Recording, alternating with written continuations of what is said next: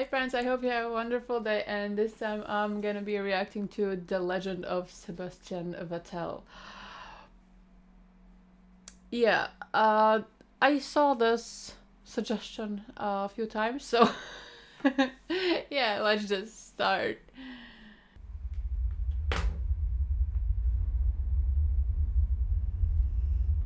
I hereby announce my retirement from Formula One by the end of the 2022 season. Probably I should start with a long list of people to thank now, but I feel it is more important to explain the reasons behind my decision. I love this sport. It has been central to my life since I can remember. But as much as there's life on track, there's my life off track too. I look forward to race down unknown tracks, and I will be finding new challenges. The marks I left on track will stay until time and rain will wash them away. New ones will be put down. Tomorrow belongs to those shaping today. Farewell, and thanks for letting me share the track with you. I loved every bit of it. You looked sad too. This is where it all began for Sebastian Vettel.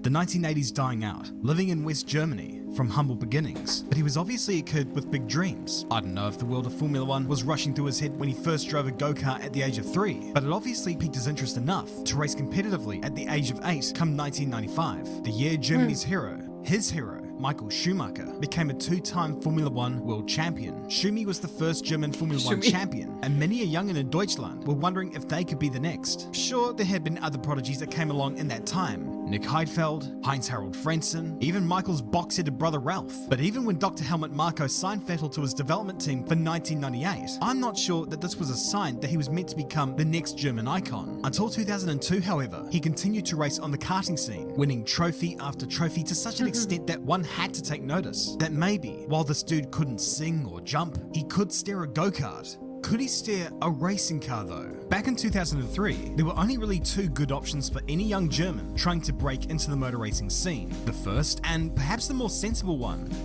quit the sport and spend the money on better options like an education or traveling the world, curing world hunger, paying back Nicolas Cage's debt, anything but this, or as Seb so chose, compete in the German Formula BMW series. This of course back in a time where Formula 4 did not exist and the FIA had less of a rudder than they do now. Seb was signed up with Eifelland Racing alongside Andreas Wirth. Wirth was alright, won a championship here and there, and he already had a full season's worth of Formula BMW experience under his belt, so as long as Seb can stay in touch with him in the championship, then it will be good enough for a first attempt.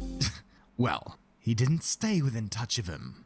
He destroyed him. Wirth finished the year in 10th place, only collecting 1 podium, although ironically scoring the same points as he did last year. Vettel, however, well, he scored 5 wins that season, 12 podiums, 5 pole positions, and finished 2nd in the championship. You would imagine Marko would be pleased with Sebastian's performance, and he was, but I wouldn't have thought he'd be so impressed that he would put him into a champ car at season's end for a secret 2-day test at Homestead, Miami. To reiterate here, a young driver in his first year of car racing, greener than goose is thrust into a champ car, which at that time had enough power to overthrow a South American dictatorship. He did impress, but the champ car route didn't eventuate to anything, because for 2004 he went back to Europe, once again competing in German Formula BMW. Now with Peter Mucker's team, a title win was the aim. But that wasn't enough for Seb. He annihilated them all. There were 20 races that year. He won 18 of them, and the 2 races he didn't win, he was on the podium anyway. The gap in the championship was vast. Wow. Wow. He's already dead. This was just such a comprehensive walkover victory. The competition just had no chance. Having demolished Formula BMW, it was onwards and upwards to Formula 3, the logical progression. He was staying at Mucker Motorsport for 2005, and ironically, with the same teammate in Attila Abreu. Abreu was by no means a slow driver, but Seb did have his number, although Seb himself would not win a race that season. He did acquire a nice array of podiums, and he did finish the year 5th in the standings, but the Formula 3 Euro Series that year was utterly dominated by the ASM racing outfit, which which that year was led by a man who would become a real thorn in his side for a great many years to come, the one and only Lewis Hamilton. But with P5 in the standings, Seb did win the Rookies title, and in the Macau Grand Prix later that year, he got onto the podium. What was perhaps more interesting about that race, Seb was driving for ASM, Lewis's team that year. All preparation for the 2006 season, where he would be driving for that team wholesale. He grabbed 4 wins in the 2006 season and was right in the hunt for the title.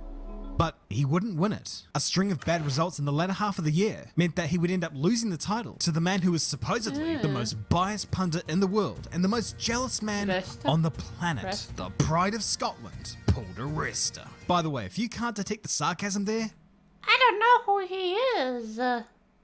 I don't know what to tell you. If one were to be totally honest, that year for Seb was a bit of a letdown. Not great results in the Masters of F3 or Macau Grand Prix, and then to miss out on the European Championship. After all that promise, all he had to show for it was a runner-up placing to the Flying Scotsman. There were a couple of silver linings, however. Midway through 2006, BMW Sauber had finally had enough of Jacques Villeneuve's bullshit, or his music. Same thing, but anyway. As a result, they ditched him for Robert Kubica, and thus created an opening in the third driver role in that team. Who do you think they drafted in? Damn, how'd you guess that? At the 2006 Turkish Grand Prix, he became the youngest driver to compete in a Grand Prix weekend at 19 years and 53 days, a record he could be proud of. One he wasn't too proud of was being penalised for speeding in the pit lane. 9 seconds into his Formula 1 career, he nevertheless impressed in his time there. That wasn't the only place he impressed. No one told him that he can't do that? Over in the World Series by Renault series, Red Bull plunked him into Trevor Carlin's car for 2 rounds in Misano and Spa. His performances were good, very good, and seeing as how the World Series by Renault hadn't collapsed yet, he was thrust into that series for 2007. Driving alongside Mikhail Aleshin, he wasn't bound to have the easiest of times, not the hardest either, but Aleshin had driven for the team the previous year and would eventually become a series champion, and he proved his competency by taking pole position and the win in the opening race. But he would never finish ahead of Seb again. Seb demonstrated remarkable consistency, and by the end of the 3rd round in Monaco, he was leading the standings. It seemed he was a shoo-in for the title, but he would never compete past the 4th round, and that wasn't because of underperformance or Red Bull dropping him or anything like that. It was thanks to circumstances beyond Why did Red Bull drop him? his control. His world was about to change forever.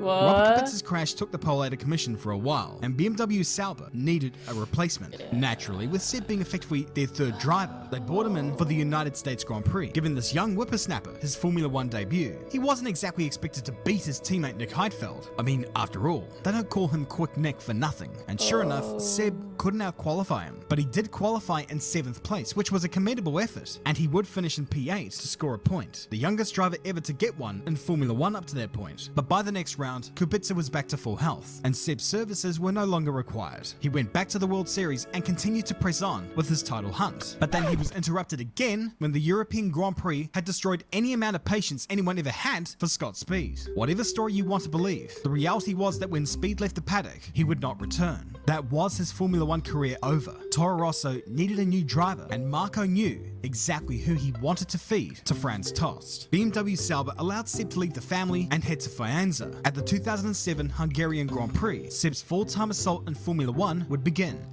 Quite badly, getting knocked out in Q1, being out-qualified by his teammate Tonio Liozzi, and finished a lap behind the pack. Not that Liozzi would have been feeling great, because he was informed that he wouldn't be around. Literally, except Hamilton. Other guys he mentioning, I haven't heard them.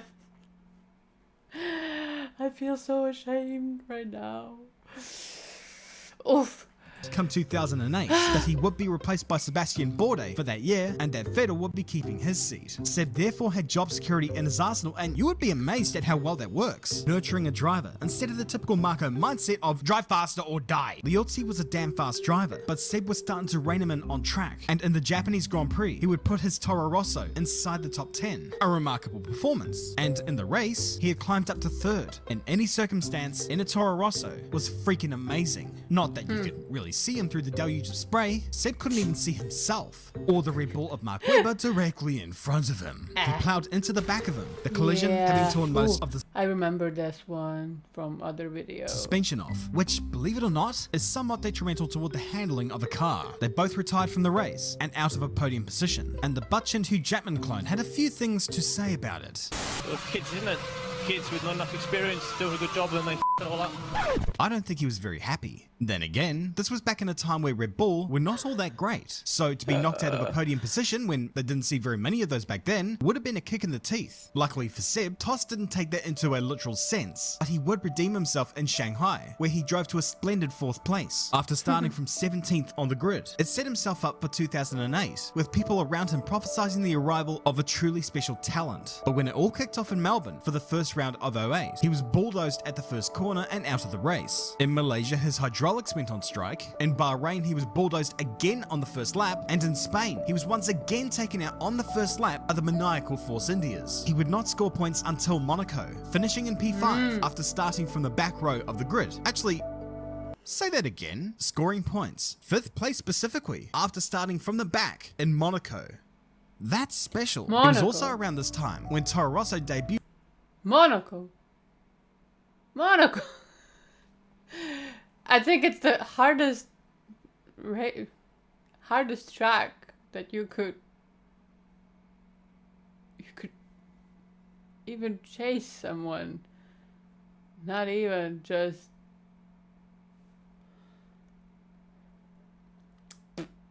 their new chassis during the middle of the year. While it didn't matter too much in the grand scheme of things, considering he always kicked his teammates' ass, his performances were being noticed. Bear in mind that just 3 years earlier, this team was f***ing Minardi, and for however much we loved Minardi, they could not find speed for the life of them if they were trapped in Trevor Phillips' kitchen. Seb was somehow making it work, and then when the F1 circus arrived in Valencia for the European Grand Prix, something clicked for him. He qualified P6 on the grid and had actually topped the Q2 session, ahead of the Ferraris and the McLarens. There was a sense that a magic result was not too far away. They prayed for rain and God gave them a flood. Literally, the Italian Grand Prix brought about a massively wet occasion, which does sometimes that F1 kind of looked like it's sliding almost. bring a surprise result. But when the dust settled at the end of qualifying, no one could quite believe who was on pole position. In this, Sebastian Vettel became the youngest pole position winner in Formula 1 history. Sure, the Toro Rosso was working well in these conditions, but he did top every one of them after all. But surely, this was just a one-off, like we've seen before in the past. Tomorrow would bring about order and reason.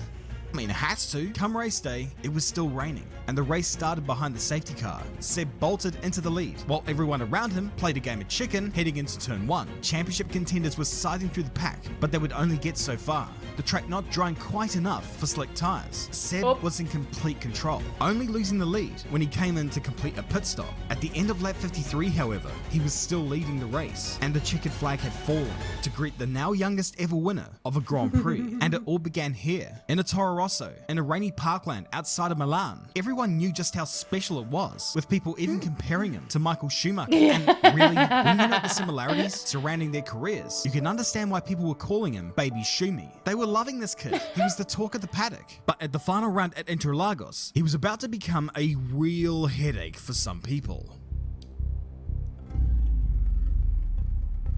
The Brazilian Grand Prix brought about at the final round of the 2008 season, and the showdown between the hometown boy, Felipe Massa, and the future hometown boy, Lewis Hamilton, for the World Drivers' Championship. Lewis seemed to have a relatively easy look in for the title. I mean, all he needed to do was to finish 5th or better, and the McLaren was definitely good enough for it that year. But something was about to give this Lewis-McLaren combo a very hard time indeed. And yeah, you guessed it. Rain. It was rain.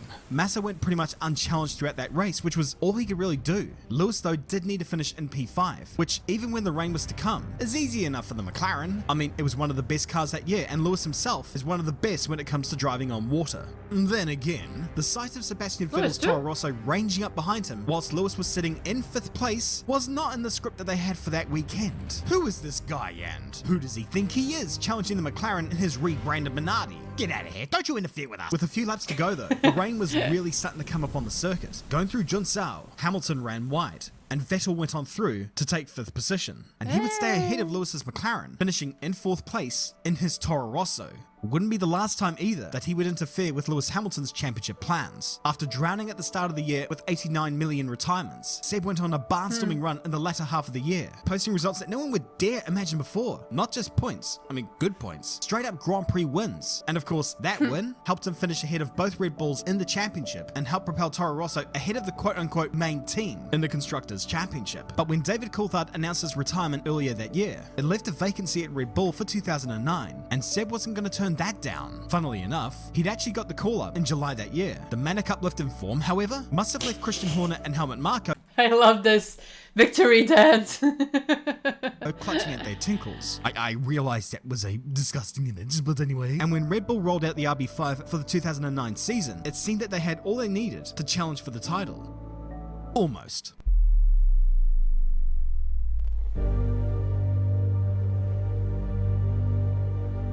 Brawn GP broke into the fold with the BGP 001, which Jenson Button used to win 6 out of the first 7 races, establishing a lead in the championship that he merely had to sustain rather than build on. Didn't mean for a moment, however, that Seb's year was a damp squib. Far from it. In the third round in China, he won the Grand Prix from pole position, incidentally being Red Bull's first Grand Prix win, and despite some difficulties in the first few rounds, the Red Bull Vettel combo was starting to bear fruit. He won in Silverstone, and again in Suzuka, and in the final round in Abu Dhabi. But it wasn't enough, Button having harboured enough points to win the title. Despite the team ailing in development and being nowhere near their indomitable form at the beginning of the year, Vettel finished the year in 2nd place in the standings, ahead of the other brawn of Rubens Barrichello, and more than a race win's worth of points ahead of teammate Mark Webber. It's fine, they reasoned, we'll get him next year. The build-up to 2010 was immense. Sure, Red Bull would have been confident with their formidable driver combo and equally formidable pencil of Adrian Newey, but the rest of the pack were playing their own game of top trumps. Ferrari had drafted in Fernando Alonso, McLaren had brought in reigning world champion Jenson Button, and Brawn was taken over by Mercedes, with one of its drivers being 7-time world champion Michael Schumacher. Fresh out of retirement. I guess that tickled Seb a little bit, knowing that he would get to race against his hero, but his hero was still his competition, and he knew that he had a shot at becoming the world champion, primarily because, come that first round, he stuck it on pole position. A good start. But in the dying moments of the race, one of the spark plugs in the engine bay decided to lay down in protest. This slowed his car down to such an extent that the Ferrari of Alonso shot past victory, while Seb could only manage a measly 4th place. No matter though, he would start from pole position in the next race in Melbourne, although that went wrong as well. It doesn't matter how brave you are, having brakes fail you on that part of the track would cause a mass exodus of from anyone Spengter. A win in Sepang basically implied that so long as the Red Bull can hold itself together long enough to survive a race, it was good enough to win it. But that did present the other problem for Sebastian that year, his teammate, Mark Webber. This chonk-chinned Aussie had helped morph Red Bull into the team it would become, and not— I'm still thinking that I need to check out something about Webber. I have him on my list, but yeah. too many people could get the better of him in the same car. He'd already voiced his displeasure at the British Grand Prix when Seb was prioritised with newer parts, but an incident in the Turkish Grand Prix earlier that year was particularly damaging. Quite literally. Oh. Ironically, this wasn't the first time that these two had crashed, and it wouldn't be the last time that 2 Red Bulls would lock horns. But with the championship being so close back then, this was the last thing that either of them needed. Luckily, however, Seb took this incident as calmly as a man could take it. What the hell are you doing here? What a stupid action! I'm going home. You. Okay, maybe he didn't. That was really calm. It's fine. It's normal. It's nothing. But it meant throwing away more points in the championship, this time of his own volition. Doesn't matter whose side you pick, that was totally unnecessary. You don't like that blunt assessment? Tough. Argue with the screen. He'd bounced back, however, with a win in Valencia, and while the McLarens of Hamilton and Button were leading the championship, Seb was right back into contention. He was racking up pole positions as the year went on, and apart from a minor whoopsie in the Belgian Grand Prix, he continued to accumulate points consistently. He took a win in the Japanese Grand Prix, but Webber was still a ways ahead in the standings. With 4 victories up to that point, he was leading the points by a decent margin, on track to become the first Aussie to win the World Championship in 30 years. He wouldn't help himself, however, when he spun out in the opening stages of the Korean Australian Grand Prix and applied the crab mentality to Brittany. This left the door wide open for Seb to score maximum points. Until his machinery failed him again, and his retirement left the damn door ajar for the Lord of the Eyebrows, who took victory, and the championship lead along with it. Seb now lay 25 points behind Fernando, a whole race win's worth of points, with 50 points on offer in the last 2 races that year. It was by no means impossible, but it wouldn't be easy either. At Interlagos, Vettel would get the whole shot over Nico Hülkenberg at the start, took the lead, and would stay there until the end. This meant that heading into the final round, the championship went down to 4 drivers: Lewis Hamilton, Mark Webber, Fernando Alonso, and Sebastian Vettel, all to be decided on the formidable, most challenging, widely popular track known as Yas Marina. Seb set the pace throughout the weekend, but in reality, it didn't really matter, because even if he won, all Fernando needed was a nice, safe 4th position, and in qualifying, he had placed 3rd. So in a basic sense, he kinda had one hand on the trophy. He just needed to hold station, and Seb was a little helpless to all of this. Off the line, he retained his lead, and he would stay there for the remainder of the race. He had done all he could possibly do, but so did Massa 2 years ago. What really mattered was what happened behind him. It was all down to where Alonso was, and where he was P7, stuck behind the Renault of Vitaly Petrov. This was thanks to some early pit stops and the ever larger issue of the Yas Marina circuit, where even illegal overtaking was tricky. The laps trickled down as the sun dipped below the horizon, and as Sebastian crossed the line at the end of lap 55 to win the race, all he could do was wait. It was all down to where Fernando finished. Yeah. Oof. Formula One World Champion, the youngest Formula One World Champion, and yet it was the first time all year that he had So lucky. What a chance. What a chance. actually led the championship, but that's when it matters most. I mean, obviously. Ever heard of a halfway through the season champion? Even after all the unreliability throughout the year, he was on the top step of the podium, king of the world. It seems incredible, but it was only the beginning. Okay. 2011 was a mega season for Seb. In the 19 Grand Prix held that season, he got pole position in 15 of them. It was domination on a grand scale, and for the large part, he converted those poles into race wins as well. His critics may argue that his car was on rails, but whatever his car was, it cannot drive itself. It cannot just magically pull out some great drives on its own. In Monaco, after bossing the field in qualifying, he led the race comfortably, but when he came into pit, his pit crew were not there. An ongoing tradition for Red Bull in Monaco, it seems. Although, in fairness, he had lost his radio mid-race, thanks to interference from someone's microwave oven in one of the surrounding apartments. Thus, the pit stop was Seriously? That wasn't a joke. That was serious. What F? slow and was set out behind Jenson Button. He was also on the wrong tyres, but he decided to turn that into a net positive. He spontaneously switched to a one-stop strategy and would stay with his hard compound tyres for the rest of the race. He would hold off Button to take victory in what was called a champion's drive. In Italy, he took victory again with a car that was down on speed compared to their rivals, battling hard with Alonso and even picking up on a bit of lawn mowing to scythe through into the lead. A genuine pass in the grass, in a drive described as incredibile. Later on that year in India, Seb displayed a level of dominance that one could only marvel at. Pole position by 3/10, fastest lap, led every lap, and won the Grand Prix. With 3 rounds remaining, Seb had already sewn up the championship, becoming the youngest double world champion and steadily building his reputation as one of the greats of the sport, even after only a few years in the game. Relatively speaking, this year was a bit of a cruise for him. 2012 would be a little more challenging because Ferrari were about to launch their secret weapon, and it wasn't their car, it was the driver.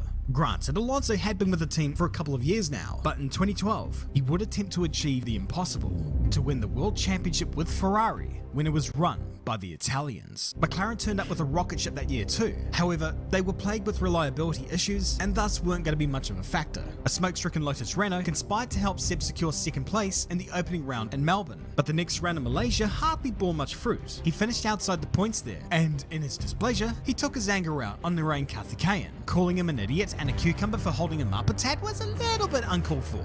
Cucumber. So rude.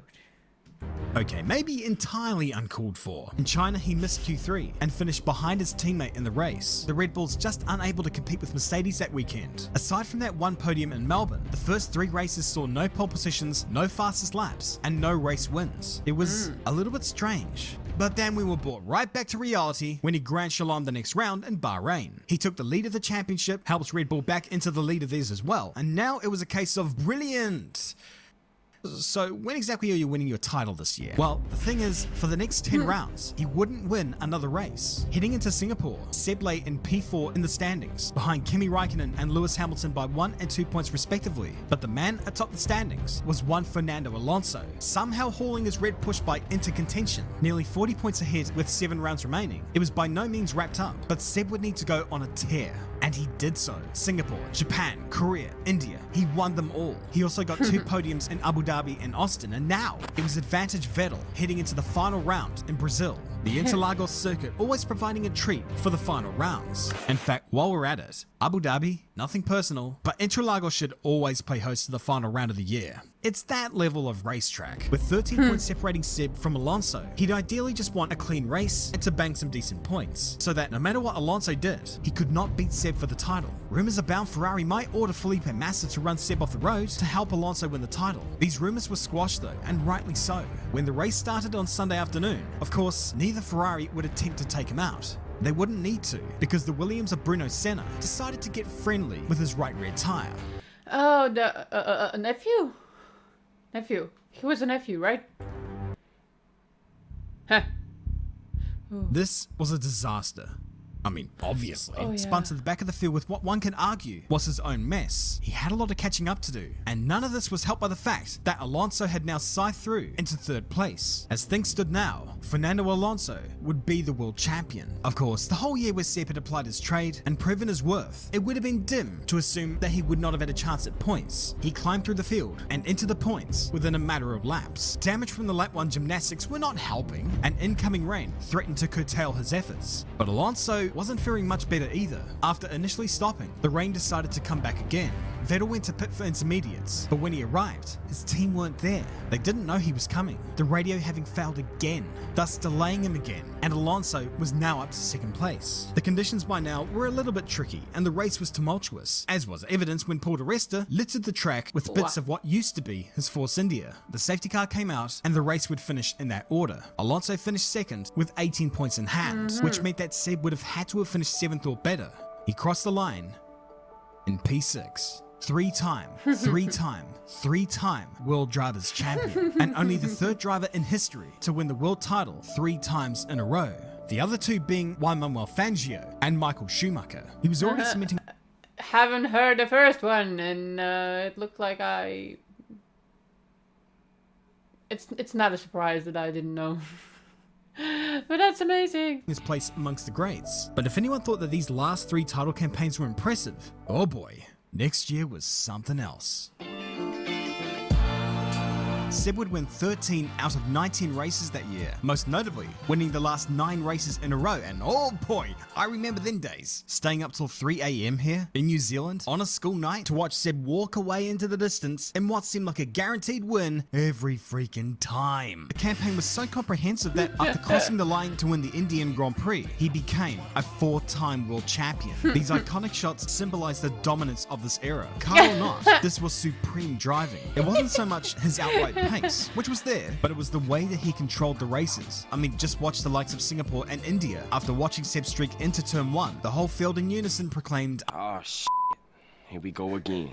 Vettel was in the record books and an established great. Yeah, even at this stage. But as we know, being dominant in this game is a double-edged sword, and Seb was no exception. You see, despite him being a right laugh from the very beginning, and someone you'd really have no legitimate reason to hate, fan perception of this guy had become frosty. Like, quite frosty. Round 2 of the championship was in Malaysia. Vettel took pole position by 1,000,000 miles and led the race in the opening stages. After the first round of pit stops, however, he was behind teammate Webber, and he was not too pleased about this. Too slow, he reckoned, too slow. A second round of pit stops later, and again, Vettel was stuck behind Aussie Grit. They squabbled over position, providing some truly fantastic racing, but the Red Bull pit wall wouldn't be having any of that nonsense. So, the call went out to Seb. Set map Multi 2-1, or as would become known simply as Multi 21. The basic gist of it being, keep your mouth shut and stay in line until the end of the race. Do not pass Webber, and no fighting. No f***ing fighting! Seb didn't care though. To him, this wasn't racing. He wanted to race. And so, with Webber being told that Seb would stay behind him, he looked behind to see that he wasn't there anymore. He was now alongside him, passing him for the lead, against team orders. Webber tried in vain to get back past him, but it was no use. Seb went on through to win the race, and to say that Webber was pissed would be a bit like saying that Abu Dhabi was a bit of a whoopsie-doo. Vettel initially apologised, but would then rescind it, saying that while he does respect team decisions, probably Mark is not the one who deserved to win at the time. The bottom line is, he was racing, he was faster, he passed him, he won. I mean, yeah, it might sound a little arrogant, but was he 1,000,000% wrong? You know, just asking. Lawyers threatened to intervene if Red Bull decided to... Yeah, it's a kind of tough situation, actually. Like, if you can, why you can't do it? But okay. punish him for going rogue, and the coverage of this did not go unnoticed. At several points during the year, he was booed, whether that be down to Multi 21 or just the dominance in general. The reality was that he had the popularity of that one kid in class who reminded the teacher that they had homework due that day. I hate you. Not that Seb would have seen much of the social media dumpster fire and the comments that lay within it. After all, he was a man who had rejected social media for as long as it existed. He had no Facebook, he had no Twitter, he had no Instagram, he had nothing. But hey, could you really blame him? I mean, at the time, he was just not a popular dude. A lot of people were already sick of his domination and just wanted it all to end. And next year, they got their wish. One had to be forgiven for thinking that Red Bull were the favourites heading into the season. I mean, after all, they had the best car for the last few years. But the RB10 wasn't much coy, and more importantly, Mercedes had caught up. From having 9 pole positions and 13 wins the previous season, Seb's total in 2014 was nothing. For the first time since 2007, he went winless in a Formula 1 season. Reliability was poor throughout that year, but the biggest headache for Seb was the emergence of the Honey Badger. While Seb went winless, Daniel Ricciardo won 3 times. He was also out-qualified over the season, and on paper, that did not look great on Seb, even if the fight wasn't as one-sided as it seemed on the surface. Whatever the reasons were for the downfall, it seemed like vindication for those who thought that he was only winning because of his car. But a change of scenery was afoot for 2015. He would no longer be a Red Bull driver. Instead, he was bound for Italia. He would be joining Ferrari, replacing Alonso and joining Kimi Raikkonen and Maranello. Again, Mercedes had come to play that season. They were the creme de la creme, and their 2 drivers were on top of their game. Most of the time. But in Malaysia, Seb would take the fight to both Lewis and Nico, and he would beat them both, taking his first win in over a year, and his first with the Scuderia. It was, after all, something he had dreamed of, emulating his hero, who had won with Ferrari before he had ever plonked his keister into a racing car. It also seemed to register a return to form. A brilliant race through tyre management and determination brought about that annoying, yet endearing celebration on the radio, and the return of that other iconic celebration in Parc Ferme. Mercedes were the team of the year, but Seb still kept fans' hopes alive that maybe someone could stop them that year. Well, he couldn't quite pull it off, but he would win again in Hungary and in Singapore. And although he could not beat the Silver Arrows, he was miles ahead of Kimi in the standings. He declared the season a miracle, and maybe it was. This led to hope of a challenge for the title come 2016. Well, that didn't happen either. Ferrari let the Italians design the car, he was constantly hounded by Russian torpedoes, and thus went without a win that season too. There wasn't a hell of a lot wrong with 2016, but there wasn't much to write home about either. Red Bull had developed a better car that season, and Mercedes, well, we know what Mercedes does. Ferrari needed to deliver these guys a car. A good one. In 2017, Ferrari came out with the SF70H. Was this car good enough? Well, let me put it to you this way. Looks weird. Like all of them. Well, back. Oh my god. After crossing the line to win the 2017 Monaco Grand Prix, the championship situation was thus. Sebastian Vettel was leading the World Championship. The seemingly indomitable Mercedes were dominable after all. Vettel had won the Australian and Bahrain Grand Prix previously and took second in the other 3 races. Apart from the consistency, being up the pointian like that is what wins championships. You don't have to win everything, but everything must seem like a win. It appeared that they had what was needed to win this title, but we know what Mercedes are like. They just find pace. They are the masters of that, and they did it again. They bridged the gap, and Seb's lead in the championship began to whittle away. He won again in Hungary, despite his steering performing bewitchment mid-race, but Mercedes being Mercedes and Lewis being Lewis, the championship lead was taken away by Monza. There was another win in Brazil, but Merck's pace, along with Ferrari's reliability, meant that Seb missed out on the championship again, finishing runner-up to Lewis again. It was gutting, but one had to be honest. There were some self-inflicted wins that season, such as ramming into Lewis in Baku, whacking Sir Lancelot after the race in Malaysia, and setting off a chain reaction in Singapore that saw half the grid melt by the first corner. These incidents on their own didn't lose him the championship, but to win a championship, you need everything going for you. 2018 had to be better, and when he won the first 2 rounds in Malaysia and Bahrain, one couldn't complain. But in China, Verstappen punted him out of a podium position, and one could complain about that. In Baku, a potential win went begging as he took the magic route late in the race. And in Spain, the Mercs were untouchable. A podium in Monaco followed by a win in Montreal, however, brought him back in the game. Win number 50 for him, and a sniff at the top of the standings. The championship battle was seesawing for a while. Some boneheaded moves, coupled with the win in Silverstone, meant that heading into his home Grand Prix at Hockenheim, he was leading the championship. Pole position was good. His main championship rival, starting from P14, was very good. Leading the race with Raikkonen acting as rear gunner. Excellent. It was all going to plan. I feel there's gonna be a but. Or until. But when he crashed out of the race after leading on lap 51, it was nothing short of disastrous. Sure, retirements happen in this game. I mean, that's racing. But as many have pointed out, Seb never really recovered from this incident, knowing that he had thrown a race win away. Not just that, but had handed it to his title rival and begun a swing of momentum toward Mercedes. Hamilton won 5 out of the next 6 races, and the title battle was wrapped up by Mexico. A second real shot at the title with Ferrari.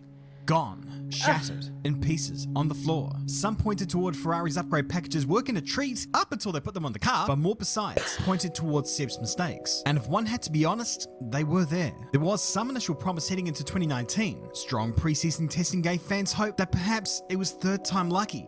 Well, it didn't quite pan out that way. Mercedes once again coming to the floor, and Ferrari not quite having the package to cope. At least, not consistently.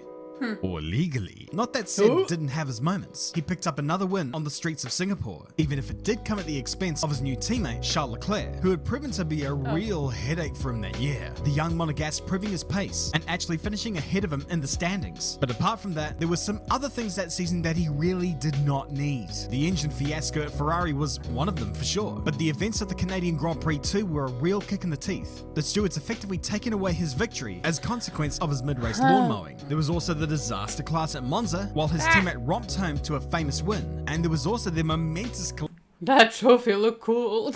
collision in Brazil, a meltdown too spectacular even by Ferrari standards. Those struggles, however, were nothing, not compared to 2020.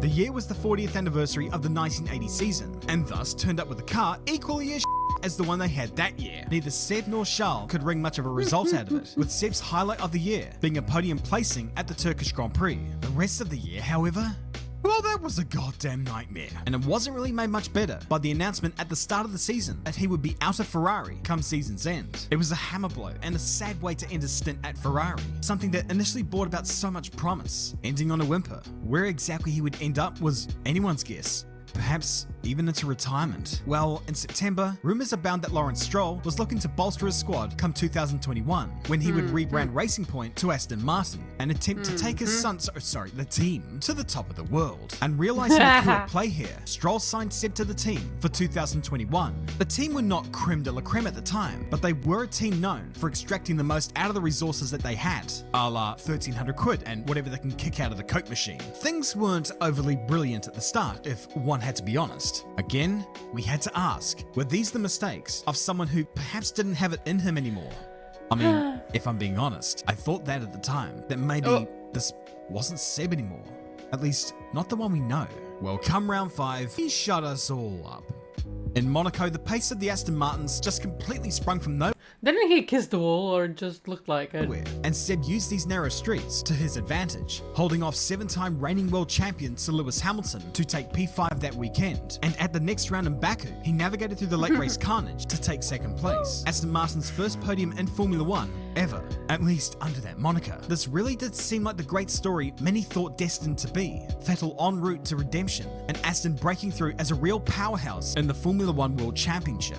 Well, the pace never really remained thereafter, and they began to fade back into relative midfield obscurity for the remainder of that year, save only for the one fine performance in Hungary, where he battled Esteban Ocon for victory. He finished the race second for about 15 minutes, after which time the stewards disqualified him after 0.00001 millimeter of fuel evaporated in Parc Ferme. That was below the limit, and thus he was DQ'd. He finished that year in 12th, ahead of his teammate. Although, depending upon who you ask, that's hardly a mean feat. Still, True.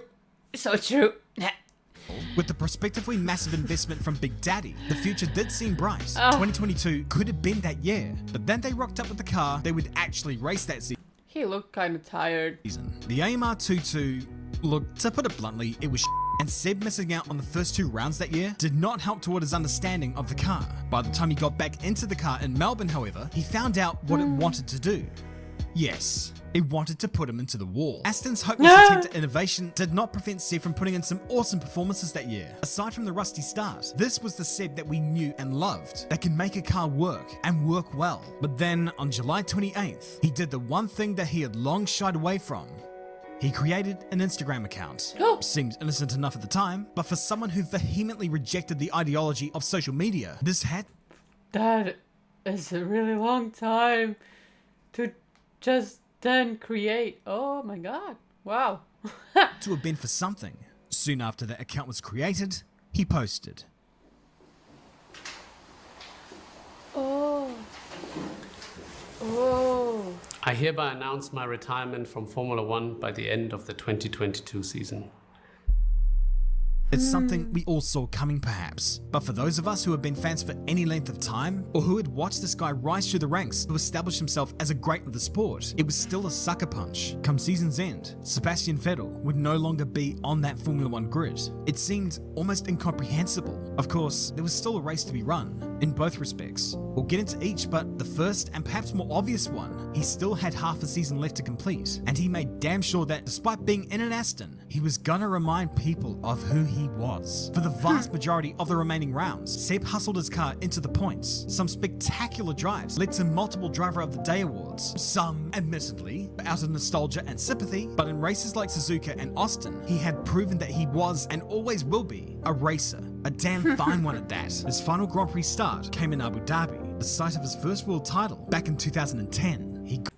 Yeah, I think it's so easy. Just if you are mentally ready to just log out, get out of it, you kind of, your hands are just, nah, I'm not gonna do it. I'm just gonna be there. I don't care anymore. Blah blah blah. You know, but still continue to show what you are and what you were. So amazing. Got the Guard of Honor, he got the points finish, he got the donut celebration, torturing the power unit and the Pirelli rubber, all of which he so utterly deserved. And that was it, bringing down the curtain on a career that began back in 2007, winning with midfield cars, dominating the championship in the early 2010s, bringing hope to teams such as Ferrari and Aston Martin, all that being the stuff on the track. Off the track was something else entirely. We've already mentioned how back in 2013, he was not a popular dude. The sight of him on the podium often drew out boos. People were sick of his domination, and I know this because I was one of those assholes. And he had a tough nuts that's racing personality about him. But since that time, he performed a complete 180 and became one of the most beloved people on that grid. His journey through Formula One was incredible for a number of reasons, but now it's time for him to start his next race. The one of the future, our future, the future of the human race.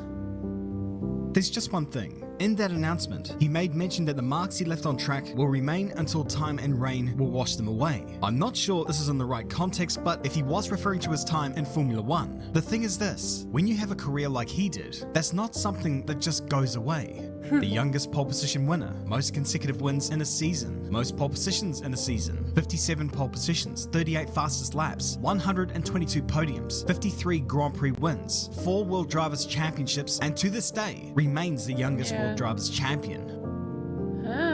Those marks are eternal. They'll never erode. We'll never forget them. We will never forget Sebastian Vettel. He definitely wasn't the one racer, I don't know, in the background at the end who maybe, I don't want to say no one knows, but like, you got it.